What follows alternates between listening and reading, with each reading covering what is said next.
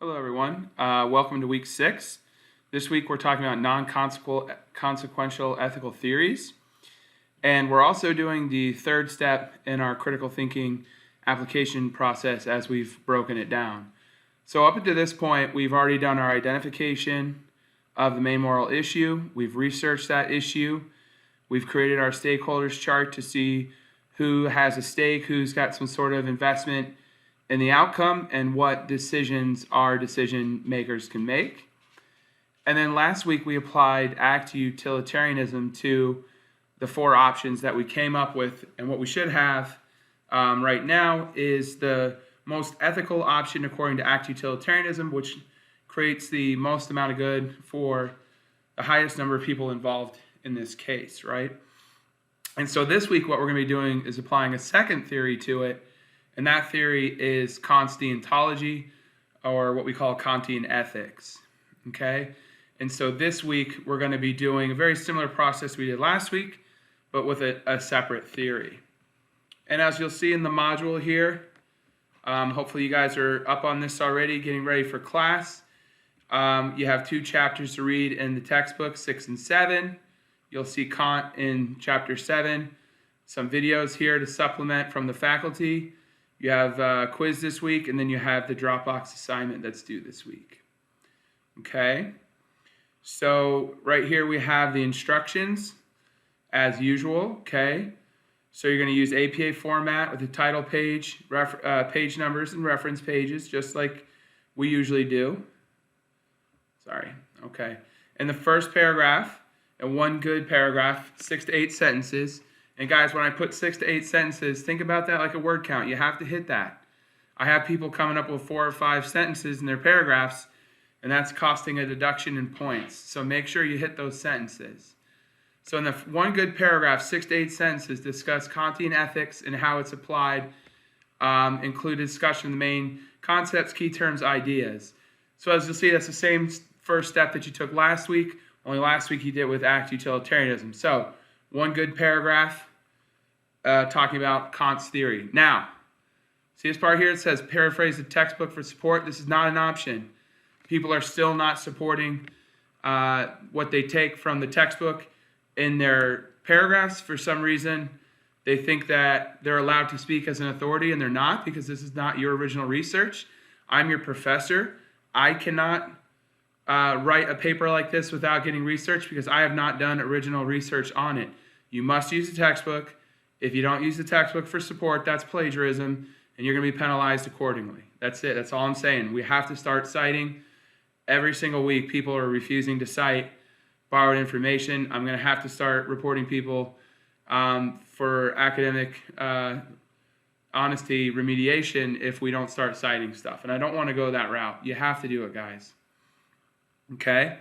In the application step, you're going to apply Kantian ethics to resolve the main issue, and I'm going to show you that in a second.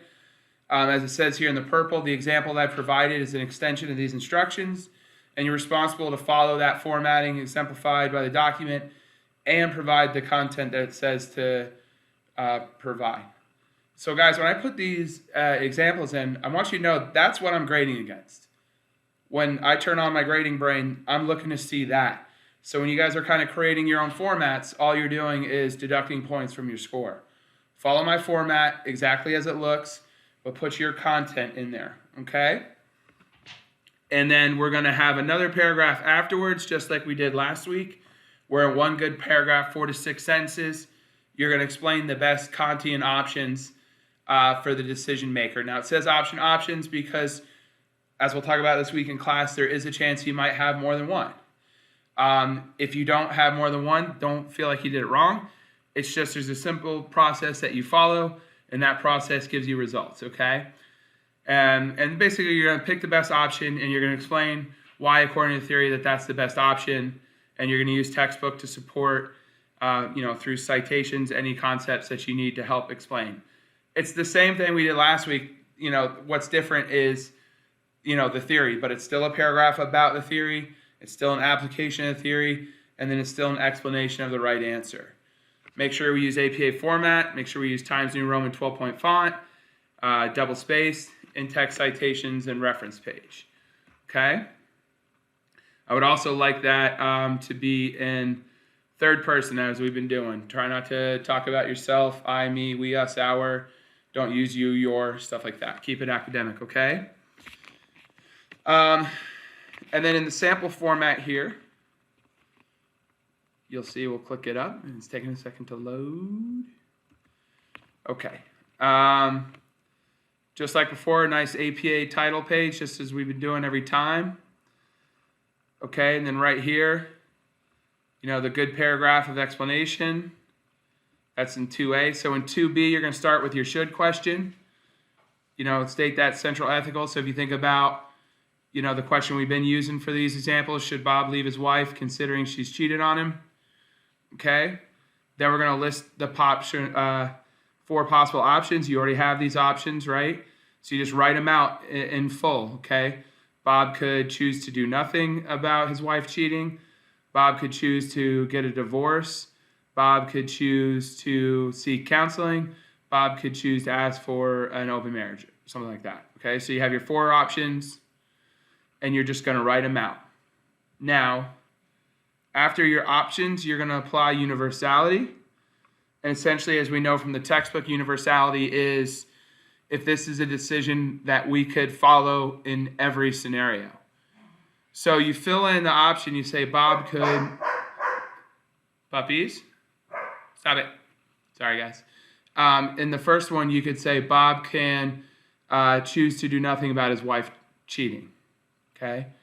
Then you ask yourself, would I want people consistently, universally to fill in the blank, right? So would I want people to universally, consistently allow their partners to do something to violate their marriage contract? However you want to write it out, okay? Or cheat or whatever. You could say, would I want somebody to universally allow cheating? However you want to write that to say, okay? So maybe we'll keep it like that because it's about cheating. So Bob could do nothing about his wife cheating. Would I want people to do nothing about their spouse cheating?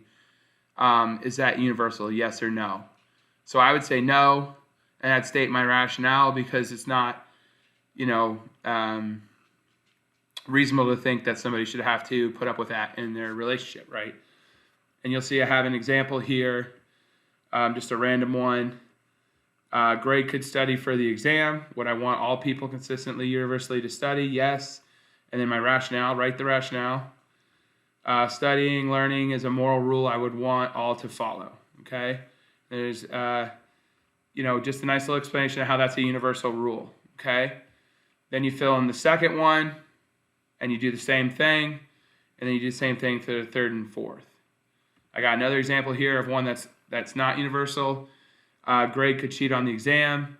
Would I want people consistently, universally to cheat? No, and the rationale, cheating is not a moral rule I would want all to follow. Okay? So what you're going to do is you're going to apply universality to all 4 options, and you're looking to eliminate any options that are not universal. Because the next test is applying respect for persons, and our Kantian option has to pass both of these tests. So first we look to see what's universal, and then we're going to see what respects persons, right? So we're going to write the 4 out again.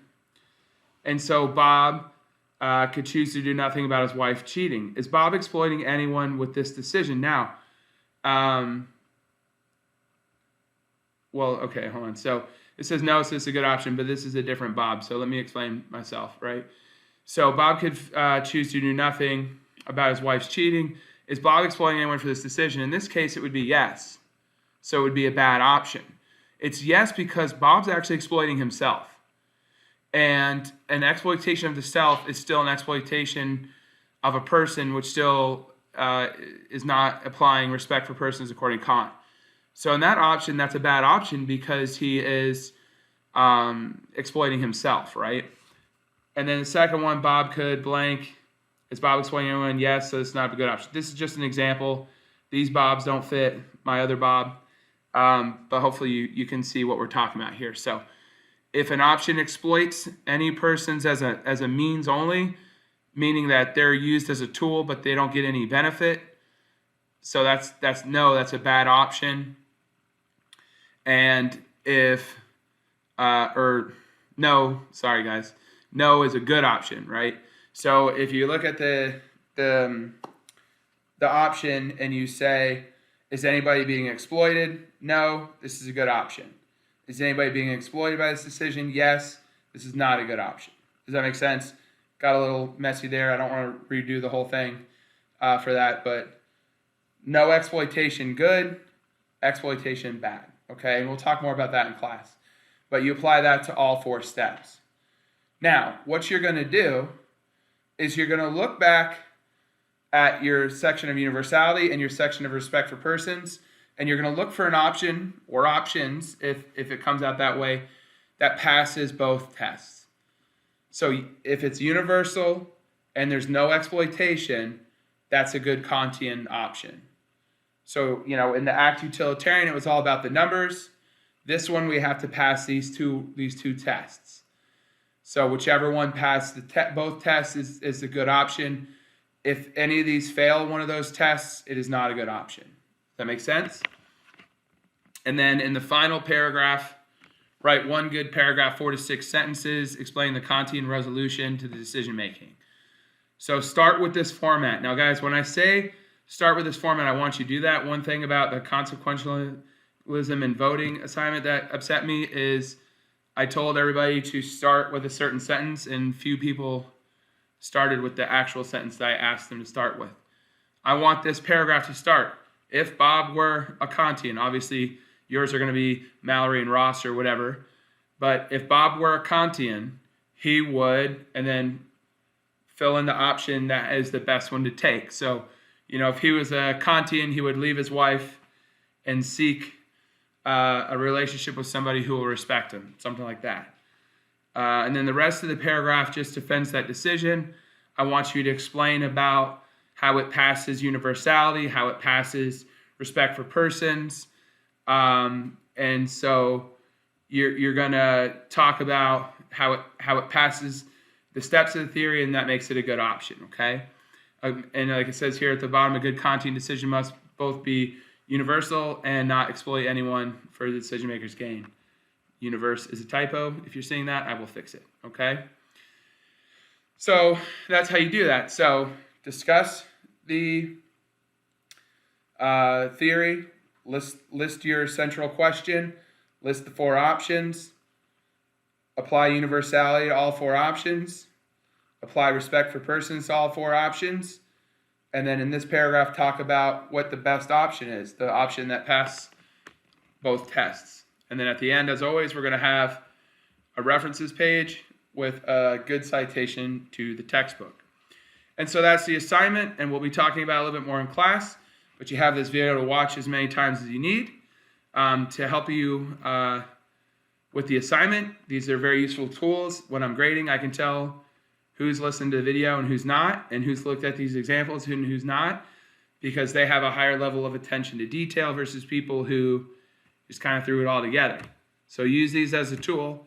They'll get you where you need to be, okay?